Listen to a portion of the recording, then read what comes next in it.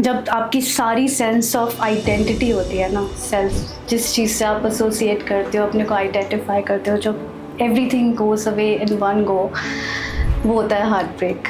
तब पता चलता है कि ओ माई गॉड, अब मैं लॉस्ट हूँ, क्या करूँ, वाई। एंड सबसे पहले क्वेश्चन आता है why me, why did it happen to me. सबसे पहले जिसका भी हार्ट ब्रेक होता है, सबसे पहले क्वेश्चन आता है why did it happen to me, what did I do, I don't deserve this.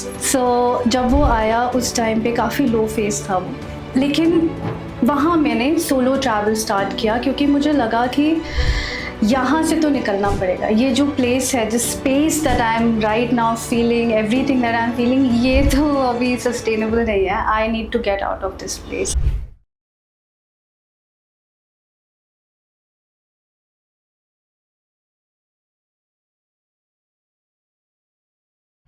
Welcome to TVD podcast. आज हमारे साथ है Neha Kesarwani ma'am as an entrepreneur and solo traveller. आज हम बात करेंगे उनकी सेल्फ लव की जर्नी पे, कैसे अपने आप को उन्हें सेल्फ लव से हील करा, कैसे वो स्पिरिचुअल साइड पे आए, क्या सोलो ट्रैवलिंग कैसे उनने करी है और क्या क्या उनके एक्सपीरियंसेस रहे हैं। तो आज इन्हीं सब चीज़ों के बारे में हम बात करेंगे मैम से। तो let's welcome ma'am. Hi ma'am. Hi, I'm Neha Kesarwani and I'm an entrepreneur and a solo traveler, and I am on this journey of self-love, and I'm really glad today to be here on this podcast with Nandini to discuss about my experiences and journey. Ma'am I want to know your journey कि कैसे आपकी self love की, आपकी solo travelling, spiritual side पे जाना, ये सब कैसे शुरू हुआ। मतलब क्या ड्राइव रही या फिर कुछ ऐसे इवेंट हुए जो इस चीज़ को लीड अप करें। Okay, so I think growing up also मैं अपने आप को प्यार ही करती थी। I was a very light hearted person, बहुत सारे फ्रेंड्स, ईजी गोइंग, उस तरह का था। लेकिन जब और मैं ट्रैवल भी काफ़ी करती थी। जब मैं कॉलेज पहुंची, उससे पहले तो हमेशा जब हम स्कूल में रहते हैं, वी आर वेरी प्रोटेक्टेड ना, तो परमिशन ही नहीं मिलती है किसी चीज़ की। तो जब मैं कॉलेज पहुंची, वहाँ पे जो मेरे बॉयफ्रेंड थे, उनके साथ मैंने ट्रैवल करना शुरू किया। एंड हम लोग बाइक पे चले जाते थे। We used to go to Rishikesh, both of us had a spiritual side, we would go to Himachal, ये सब करते रहते थे। एंड मेरे मम्मी पापा को पता होता था। फिर I ended up marrying the same guy, so it's okay. So उसके बाद हम वो सब करते रहते थे। फिर I got married in 2014 to the same guy and I went to the US. Okay. वहाँ पे भी काफ़ी ट्रैवल करा। और ट्रैवल करते करते एक स्टार्टअप स्टार्ट किया जो कि ट्रैवल में ही था। Of course we were solving a problem for travellers. तो उसको हमने स्टार्ट किया न्यूयॉर्क में। We were in New York and we expanded the business. काफ़ी बड़े स्केल पे हुआ वो, बट अनफॉर्चुनेटली उसके चलते we also got separated. So I left the business and COVID happened, lot of things happened. वहाँ मेरा हार्ट ब्रेक हुआ।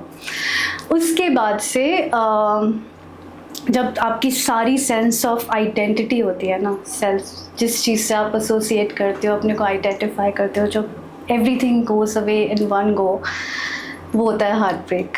तब पता चलता है कि ओ माई गॉड, अब मैं लॉस्ट हूँ, क्या करूँ, वाई। एंड सबसे पहले क्वेश्चन आता है why me, why did it happen to me. सबसे पहले जिसका भी हार्ट ब्रेक होता है, सबसे पहले क्वेश्चन आता है why did it happen to me, what did I do, I don't deserve this. मेरे भी आए। सो जब वो आया उस टाइम पे काफ़ी लो फेस था वो। एंड लेकिन मैंने सोलो ट्रैवल स्टार्ट किया क्योंकि मुझे लगा कि यहाँ से तो निकलना पड़ेगा। ये जो प्लेस है, जिस space that I am right now feeling, everything that I am feeling, ये तो अभी सस्टेनेबल नहीं है। I need to get out of this place. I started doing meditations and different kind of spiritual practices. मैं बहुत चीज़ें करने लगी, जिसमें से travel was one of them. मैंने थेरेपी भी लेनी शुरू की बिकॉज मुझे जवाब चाहिए था why me. फिर जब मैंने ट्रैवल करना शुरू किया, सबसे पहला my trip was across America. There was this girlfriend of mine, female friend of mine, जिसके पास एक कुत्ता था. She had her own van.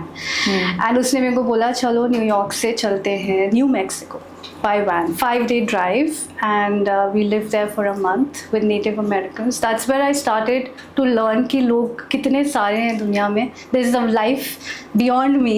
There are people जिनके इतने यूनिक एक्सपीरियंसेस हैं, जब मैंने अपने आप को भूली उसमें और बाकी लोगों के बारे में समझना शुरू किया, इट वाज नॉट लाइक कि उनकी लाइफ या मेरी बेटर है, या इट वाज जस्ट लाइक सबकी कितनी डिफरेंट और यूनिक स्टोरीज़ हैं. And it made me very humble सबसे पहले. उसके बाद दूसरा स्टेप था अपनी तरफ टॉर्च घुमाना, कि सामने वाले के साथ रिलेशनशिप में जब हार्ट ब्रेक होता है तो आप अपनी साइड से सारी कोशिश करते हो उसको ठीक करने की. You try everything possible. अगर आप अपने अंदर ऑनेस्ट हो, आपने सब कुछ ट्राई किया, but there are some things that are not in your control.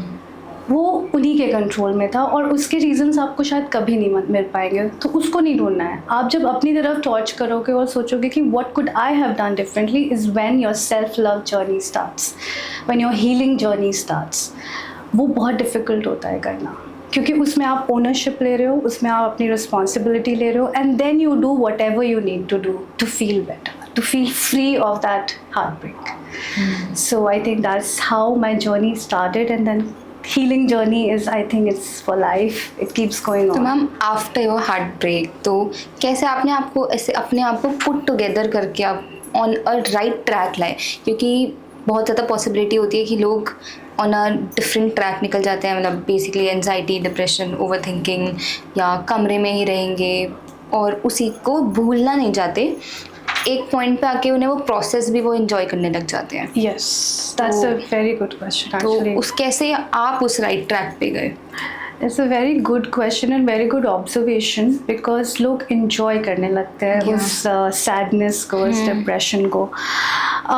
देखिए, बहुत natural है feel करना ऐसा कि हम अकेले हैं, my life is the worst and I'm sitting in a room and I feel isolated. Some people get addicted. वो सारी चीज़ें आती हैं, natural होता है.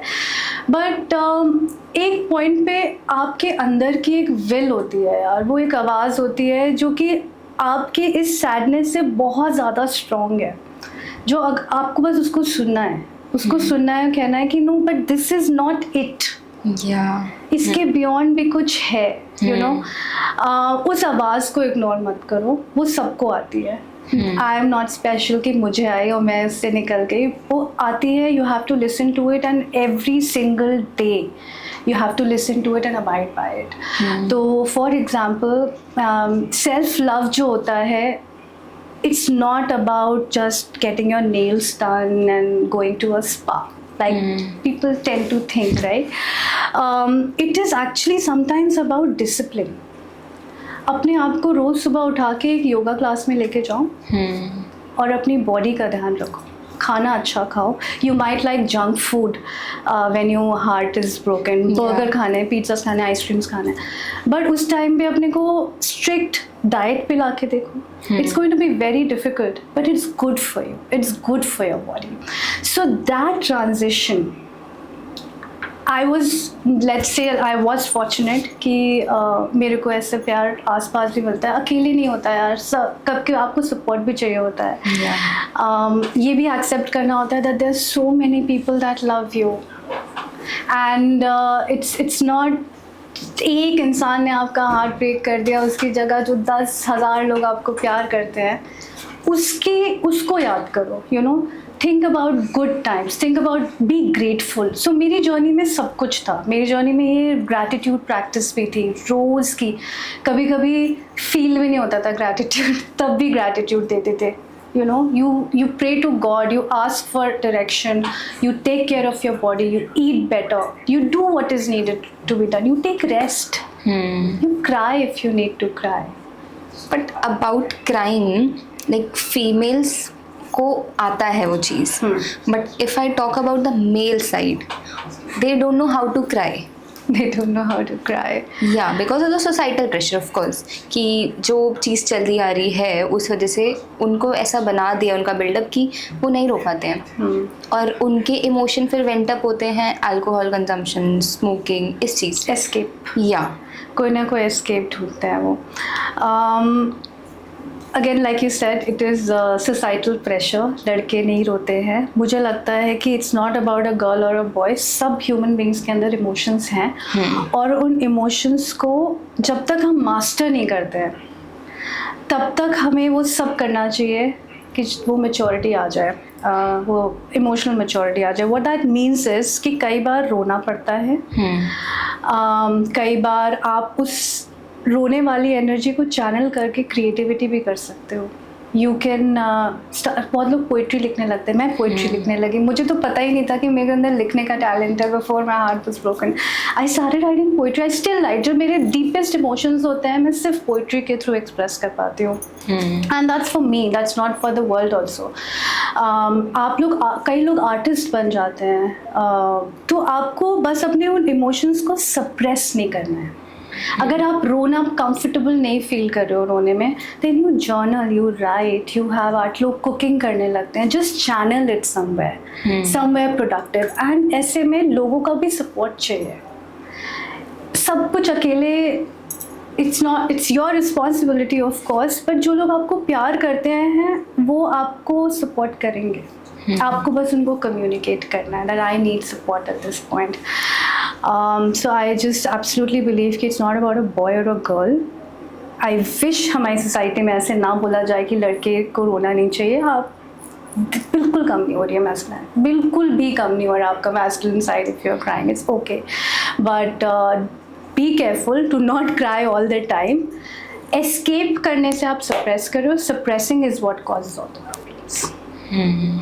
Also ma'am, like on your self love journey, so you must have like busted some myths about self love. Yes. Like you अभी आपने जैसे मुझे बताया कि लोग गंदा खाने लग जाते हैं, जंक खाने लग जाते हैं, और rather than उन्हें हेल्दी और क्लीन डाइट लेनी चाहिए. तो ऐसे और भी कुछ मिथ्स होंगे जो आपने देखे होंगे और बर्स्ट करा होगा अपनी खुद की जर्नी में with your experience. Yes. And it's ongoing journey, by the way. I've not figured out everything. Yeah. But one of the most amazing thing for me in my personal experience has been to get into discipline. Like yes, eating well and taking care of yourself in that way, but वो जो discipline और routine जो मेरे life में हमेशा ही missing था, unless कोई outside force होता था कि job करना है इसलिए वो routine है. विदाउट एनीथिंग मेरे को सुबह अपना योगा क्लास जाना है. No matter what time I sleep, no matter how bad I am feeling, I will go to my class and I will lay on the mat. It doesn't feel good to wake up in the morning. तो ये जो myth था ना कि हमेशा अच्छा feel करना है, हमेशा अच्छा फील नहीं होगा. हमेशा कुछ ऐसा करना पड़ेगा जिससे उस टाइम पे अच्छा फील नहीं हो रहा है लेकिन बाद में it's good for you. It's like an analogy is mummy का थप्पड़ बचपन में, यू नो. उस टाइम पे थप्पड़ नहीं अच्छा लगता है लेकिन होता वो भले के लिए ही है आपके future. So this myth was also kind of broken. Obviously it's also carefully discussed topic. It should be carefully discussed कि मारना पीटना नहीं चाहिए. But the point is that कई बार कुछ चीज़ें करनी पड़ती हैं जो उस मोमेंट पे अच्छी नहीं लगती है, and that is the purest form of love. Like God also loves us like that. They punish us when we make mistakes for our highest good. So that was like the biggest thing that became clearer to me. Also like ma'am in your journey, अभी ongoing journey of course, तो उसमें ऐसा भी कोई point आया होगा जहाँ आप अपने comfort zone से बाहर आए हो तब you are doing this thing. Yes. So I want to know that thing also. यार वो तो बहुत सारे पॉइंट पे कंफर्ट जोन से बाहर आना पड़ा. So travelling is one of them. I would say like there are many things, but travelling I would like to mention specially because it is one great way to learn to love yourself and take care of yourself. How, I'll tell you. So as a solo traveler, for example, कई बार जब आप अकेले travel करते हो तो बहुत चीज़ें comfortable नहीं होती हैं, specially for a girl. You have to be alert all the time, you have to be careful, and you also don't have to look very fearful and conscious. मतलब you have to be yourself also. लेकिन जब आप दूसरी जगह जाते हो, नए लोगों से मिलते हो, बात करते हो, उनके बारे में जानते हो, you put somewhere putting your self behind and wanting to know about other people, about other perspectives, learning. So I feel like that coming out of that kind of comfort zone to get uncomfortable, to challenge yourself, to get to know other people, you just become a better person overall, you know, like जितना लोगों से बात करके उनको समझने, आपके अंदर की एम्पैथी बढ़ेगी, आपके अंदर की इंक्लूसिविटी बढ़ेगी. So I feel like that is so important to get out of. Similarly, if you want to create something, if you want to start a business, do that. Get out of your comfort zone, do that. क्या होगा? Fail ही तो होगा. हमारे culture में ना fail होना नहीं सिखाते. That is one difference I saw in America and India also. There, people, the kids, when they're growing up, they're taught to fall, they're taught to fail also. It's okay. गलती करो, fail हो, सीखो, उठो, सीखो. Life में भी यही सीखा. जब लाइफ में ये सीखा है, तब जाके स्ट्रेंथ आई है. तब जाके आगे बढ़ पाए. So it's very important to fail sometimes and get out of it. Also, like you mentioned about solo traveling, तो सोलो ट्रैवलिंग कितना ज़रूरी है हर एक इंडिविजुअल के लिए? क्या चीज़ें, मतलब क्या हमें आगे सीखने को मिलेगा अगर हम सोलो ट्रैवलिंग करते हैं तो? Like I said, हर इंसान के लिए ज़रूरी है कि नहीं, मुझे नहीं पता. बिकॉज सब करना भी नहीं चाहते शायद. But it is important to solo travel, as I said, to let go of yourself for some time. Be alert, be aware, observe other people. कभी ये करके देखो, ज़्यादा कनेक्ट कर पाओगे. इसलिए सोलो ट्रैवल करो, इसलिए करो कि आप दूसरी जगह की एसेंस को, वहाँ के कल्चर को पता है. बहुत हम लोग जब अपने घर पे रहते हैं ना, I see that with a lot of people जो हमेशा से एक ही जगह पे रहे, they are not bad people, it's just that उनका माइंड सेट थोड़ा नैरो हो जाता है क्योंकि वो दूसरे लोगों का पर्सपेक्टिव नहीं समझ पाते हैं. They are not bad people. जब आप दूसरे लोगों का पर्सपेक्टिव समझोगे, you will have better relationships, you will just expand in your experiences. So I feel like everybody should get out of their comfort zone any which way. Solo travel is one of them. And it's a lot of fun. It's so much fun. I love it. And I love to write a blog on it also. मैं अपने experiences as raw as possible capture करती हूँ. Especially जब वो spiritual होता है तो. And I usually write poetry after a blog. So yeah. Okay ma'am, also like your journey, मतलब the whole journey, अगर मैं उसको conclude तो नहीं बोलूँगी, but the thing is, जैसे लोग उस फेज से जब बाहर आते हैं तो द मेजर थिंग जो वो बैगेज कैरी करते हैं वो होता है सेल्फ डाउट का. या वो खुद को ही हमेशा इतना डिमीन कर देंगे कि अब हमें कुछ नहीं मिलेगा, we are not worthy of this thing. तो आपने उस सिचुएशन को कैसे डील करा और कैसे डील कर सकते हैं उस पॉइंट पे? तो जैसे मैंने बोला कि बिल्कुल नेचुरल है सेल्फ डाउट आना. वो वाई मी वाला जो स्टेज होता है ना, जब इमीडिएटली होता है, उस टाइम पे यार अगर आपको suppose, I will give you an example, suppose किसी ने अगर डिसीव किया है, राइट, किसी ने बिट्रे किया आपको, उस मोमेंट पे सारे सेल्फ डाउट आए. मैंने क्या क्या गलत किया, मेरे साथ ऐसा क्यों हुआ, am I not good enough. These are very valid questions. And like I said, after you go through those question, पूछो, सारे सवाल पूछो, और जिससे पूछ सकते हो पूछो, भगवान से पूछ सकते हो, पूछो सबसे. But when you turn the torch on your side, on your self, and accept कि जो दूसरा इंसान करता है वो उसकी रिस्पॉन्सिबिलिटी है, और जो मैं करती हूँ वो मेरी रिस्पॉन्सिबिलिटी है, और मेरा कंट्रोल सिर्फ अपने ऊपर है. तो मैं क्या डिफरेंट कर सकती थी? It's very important to ask that question also. What could I do differently? How could I behave differently? How could I act differently? Opportunity सबके पास है ग्रो करने का. एंड क्या मुझे नहीं सहना चाहिए था जो मैंने सह लिया? क्या चीज़ मैंने एक्स्ट्रा टॉलरेट कर ली? All these things. कहाँ मुझे बोलना चाहिए था और मैं नहीं बोली? You know, there are so many questions and you start to ask yourself. जब वो आंसर्स आने लगेंगे, वो सेल्फ डाउट्स डिजॉल्व होने लगेंगे, because you feel confident about yourself कि मैंने ये सही किया, ये गलत किया, I take responsibility. That's when you come out of it. That's how I came out of it. Also हम उस पॉइंट पे हम एक वैलिडेशन भी बहुत मांग रहे होते हैं, क्योंकि जिससे आप वैलिडेशन लेते थे, that person is not there anymore. या अब वो आपकी लाइफ में एग्जिस्ट नहीं कर रहे हैं, तो you go for different people और उनका वैलिडेशन आप मांगते हो. तो कितना वो चीज़ ठीक है, और मतलब वैलिडेशन लेना कितना इम्पोर्टेंट और कितना नहीं? एक्चुअली वैलिडेशन नहीं लेना चाहिए, क्योंकि आपकी सेल्फ वर्थ किसी की वैलिडेशन पे डिपेंड नहीं करती है. हैविंग सेड दैट, जो आप 100% श्योर हो ना कि ये लोग मेरे अपने हैं और उनको आप ट्रस्ट करते हो, सबका इनर सर्कल होता है वो.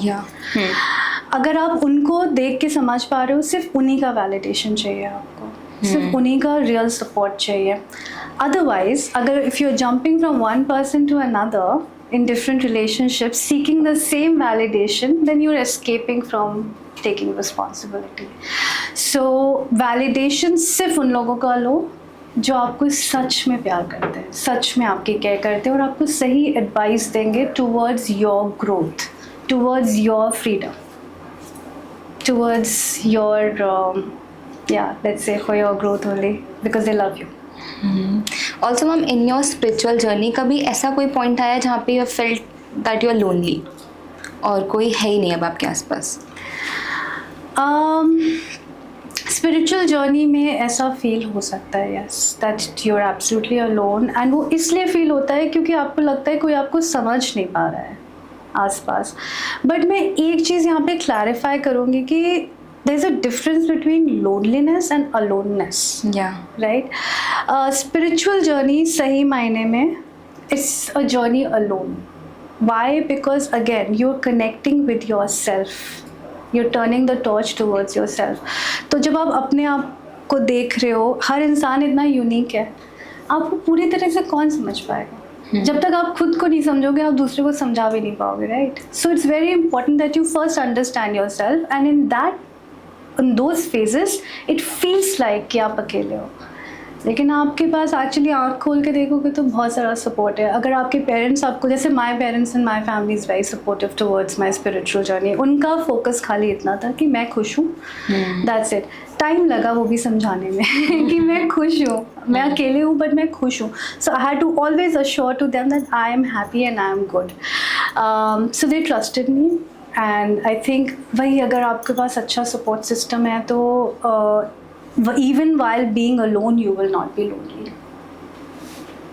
ऑल्सो हम लाइक आप ट्रैवल भी बहुत किए हो and you are also in the spiritual side, तो कभी ऐसा कोई पॉइंट आया है कहीं आप गए हो और वहाँ पे आपको ऐसा लगा हो कि सोल कनेक्शन आपको वहाँ पे फील हुआ, कि आपका डायरेक्ट सोल से कनेक्शन हुआ आपको उस जगह से, उस लोगों से, या फिर कुछ भी वहाँ का? हाँ, जो स्पिरिचुअल सोलो ट्रैवल था वो सारा ऐसे ही था मोस्टली. सो तो कोई एक इंसिडेंट जो बहुत ज़्यादा से स्ट्राइकिंग हो आपके दिमाग में भी?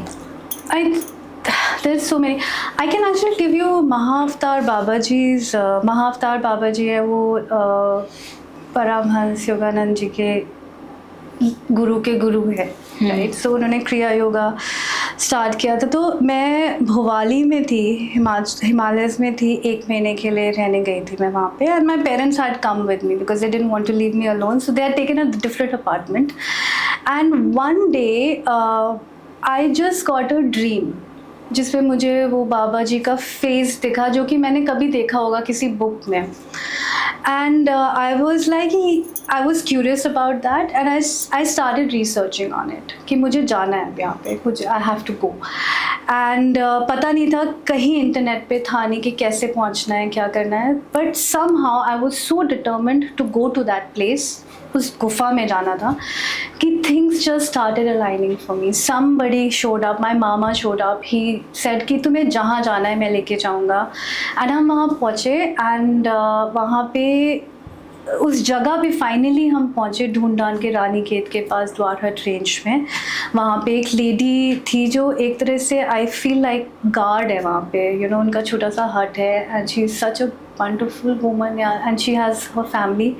जो आता है वहाँ पे उसके लिए वो फ्रेश खाना बनाती हैं और उनके साथ सारे कॉन्वर्सेशंस हुए. उनका डॉग हमें ऊपर ट्रैक पे ले गया.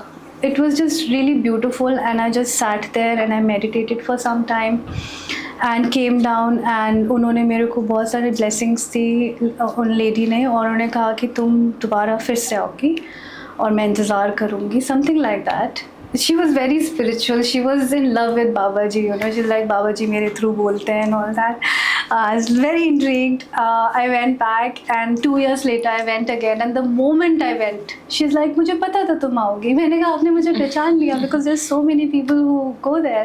So it was just a very sweet, beautiful experience where I connected so deeply with her and that space, that place, and I wrote about it in my blog. So that was really also nice. हम आपके heart break के बाद कोई ऐसे life lessons जो आपने experience करे हैं और आप उन लोगों को देना चाहते हो जो अभी इस फेज से गो थ्रू कर रहे हैं? हार्ट ब्रेक के बाद मेरे तो बहुत सारे लाइफ लेसन्स हैं बट हार्ट ब्रेक्स होते रहेंगे. मतलब let's not assume, and it's very important for people to know that it's not necessary कि एक बार हो गया, लेसन सीख लिया, दोबारा नहीं होगा. Let's be open to life experiences, that will happen, and just believe कि you will get out of it also.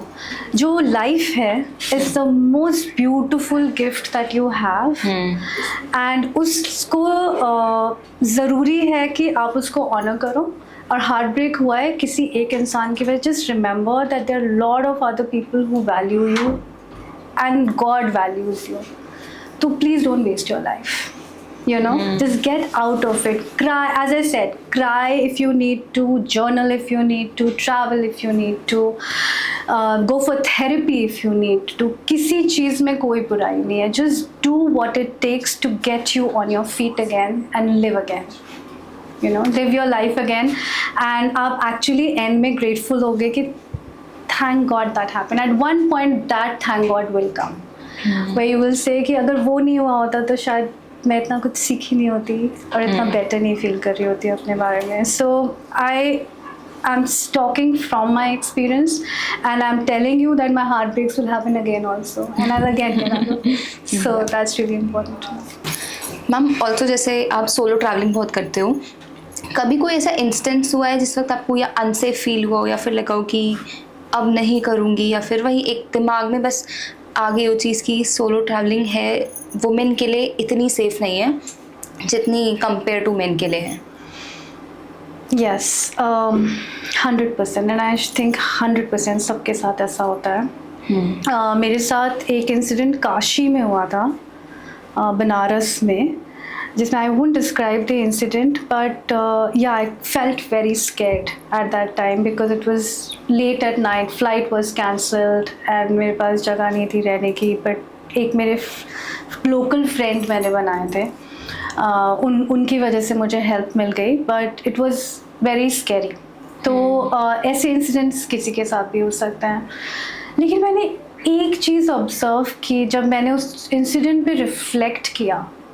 I think one of the things that got me out of a situation, and ये बहुत subtle है, लेकिन अगर आप confident हो ना, and you're not feeling scared around the other person, and you're confident and you're like अच्छा, people treat you like that. आप जैसा energy project करोगे, that is how people treat you. Like analogy is of a dog. A dog barks on people who are scared of the dog. Otherwise they don't care.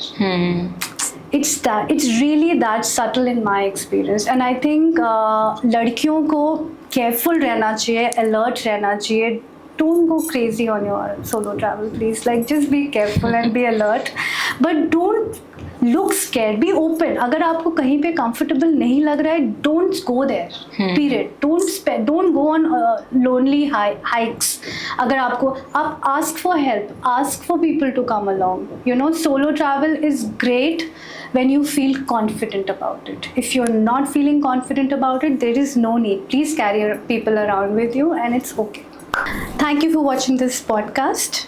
My contact details are given on the screen if you wish to contact me, and I had a lot of fun. Thank you.